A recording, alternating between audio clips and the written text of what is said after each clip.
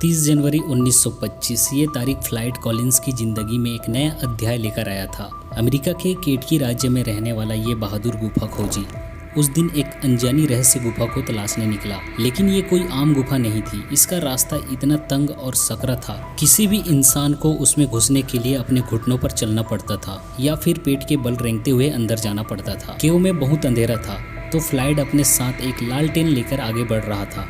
इस केव में आगे बढ़ते बढ़ते फ्लाइट एक ऐसे पॉइंट पर पहुंचा जिसको पार करना हर किसी की बस की बात नहीं थी, क्योंकि आगे का रास्ता इतना सकरा हो चुका था। इस केव में घुसना आसान नहीं था। इस केव में जो लोग भी आते वो इस पॉइंट पर आकर वापस लौट जाते। इसी वजह से इस पॉइंट का नाम टर्न अराउंड पड़ा। केव में आगे जाने के लिए किसी को भी इस 9 इंच के स्क्वीज होल को पार करना होता था। फ्लाइट इस केव के आखिरी छोर तक जाना चाहता था, तो वह कुछ इस तरह से होल में प्रवेश करता है और रेंगते हुए आगे बढ़ने की कोशिश करता है। आगे चलकर केव का रास्ता थोड़ा चौड़ा हो जाता है और फ्लाइट एक क्रिस्टल चेम्बर में पहुंच जाता है।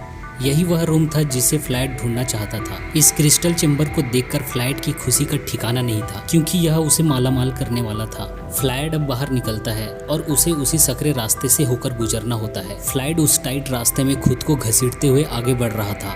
तभी उसके हाथ से लाल टेंट छूट जाता है और वह टूट जाता है, जिससे केव के अंदर पूरा अंधेरा हो जाता है। फ्लाइट अभी भी जमीन से 55 फीट नीचे एक पतले रास्ते में फंसा हुआ था। लेकिन इस सिचुएशन में भी फ्लाइट घबराया नहीं, क्योंकि उसने पहले भी इस तरह के अंधेरे रास्ते का सामना किया था। फ्लाइट धीरे धीरे अपने पैरों की मदद से अपने शरीर को आगे ढकेल रहा था।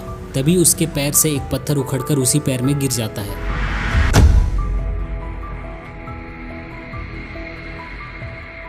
फ्लाइट उस पत्थर की गिरफ्त से अपने पैर को बाहर निकालने का भरपूर प्रयास करता है, लेकिन वो पत्थर उस सकरे होल में इस तरह से फिट हो जाता है कि कोई भी कोशिश करने पर बेकार साबित होती। फ्लाइट अब सहायता के लिए चिल्लाता है, लेकिन जमीन के इतने नीचे से कोई भी उसकी आवाज नहीं सुन पाता। जिस होल में वह फंसा था वहां से पानी रिस रहा था, जो फ्लाइट के नीचे से बह रहा था। और यहीं से एक नुकसान और अंधेरी गुफा में फ्लाइट कॉलिंस की जीवन और मृत्यु के बीच की जंग शुरू हो जाती है। दोस्तों, फ्लाइट कॉलिंस के साथ आगे क्या क्या हुआ यह जानकर आपकी रूह कांप उठेगी। दोस्तों, फ्लाइट अब केव में अकेला था। उसके पास अब कोई रोशनी नहीं थी, कोई रास्ता नहीं था और मदद के लिए कोई उम्मीद भी नजर नहीं आ रहा था। लेकिन फ्लाइट ने कभी हार नहीं मानी। वो लगातार कोशिश करता रहा, किसी तरह से अपने पैर को उस भारी पत्थर से निकाल सके। लेकिन घंटों की मेहनत के बाद भी कोई सफलता नहीं मिली। कई घंटे बीत चुके थे। अब धीरे धीरे फ्लाइट की आवाज कमजोर पड़ने लगी थी। उसकी उम्मीद भी जैसे दम तोड़ने लगी थी। इसी बीच उसका भाई होमर कॉलिंस जब काफी देर तक फ्लाइट को लौटता नहीं देखता तो उसे शक होता है कि कुछ गड़बड़ है। वो तुरंत बाकी लोगों के साथ उस गुफा की ओर दौड़ता है। होमर केव के अंदर जाता है और फ्लाइट की आवाजें सुनता है। वो तुरंत नीचे पहुंचता है और देखता है कि फ्लाइट एक टाइट स्पॉट में फंसा हुआ है और उसका पैर एक पत्थर के नीचे दबा है। होमर उसे बाहर निकालने की कोशिश करता है, उसे खाना देता है और उससे बात करता है ताकि उसका हौसला बना रहे। लेकिन जिस रास्ते से होमर नीचे गया था वह इतना सकरा था कि उसमें से बार बार मदद पहुंचाना मुश्किल हो रहा था। धीरे धीरे यह खबर पूरे अमेरिका में फैलने लगती है कि एक इंसान जमीन के अंदर गुफा में फंसा हुआ है।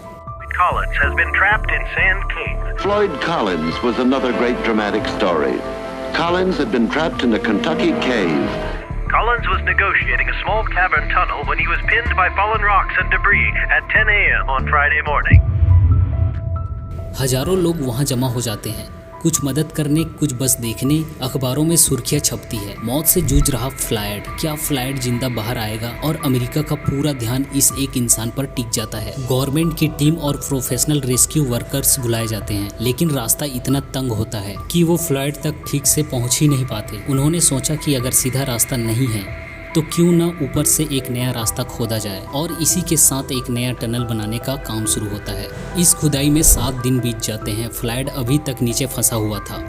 ठंड, भूख और अंधेरे में 7 दिन हो चुके थे। बाहर लोग दुआ कर रहे थे, अखबार लगातार रिपोर्ट कर रहे थे और खुदाई दिन रात जारी था। हर कोई यही सोच रहा था कि काश हम वक्त पर फ्लाइट तक पहुंच जाएं। लेकिन नीचे उनकी हालत और भी खराब होती जा रही थी। शरीर में ठंड जम चुकी थी, खून का बहाव रुक गया था और धीरे धीरे उसकी आवाज भी जवाब दे रही थी। उधर खुदाई पूरी करने में कुल मिलाकर 14 दिन लग गए।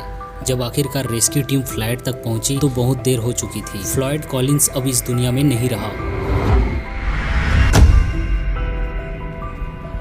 उसकी मौत गुफा के अंदर हो चुकी थी। अकेले अंधेरे और सन्नाटे में उसके लाश को बाहर निकालने में कई दिन लग गए और जब उसे गुफा से बाहर लाया गया तो हजारों लोग उसकी अंतिम झलक देखने आए। जो आखिरी सांस तक लड़ता रहा। पर कहानी यही खत्म नहीं होती। कुछ सालों बाद उस गुफा को टूरिस्ट अट्रैक्शन बना दिया गया और सबसे चौंकाने वाली बात ये थी कि फ्लाइट की लाश को उसी गुफा में कांच के एक ताबूत में रख दिया गया। कई सालों तक उसका शरीर वहां रखा गया, फिर एक बार चोरी भी हो गया और बाद में वापस उसी गुफा में दफन कर दिया गया जहां उसने अपनी आखिरी सांस ली थी।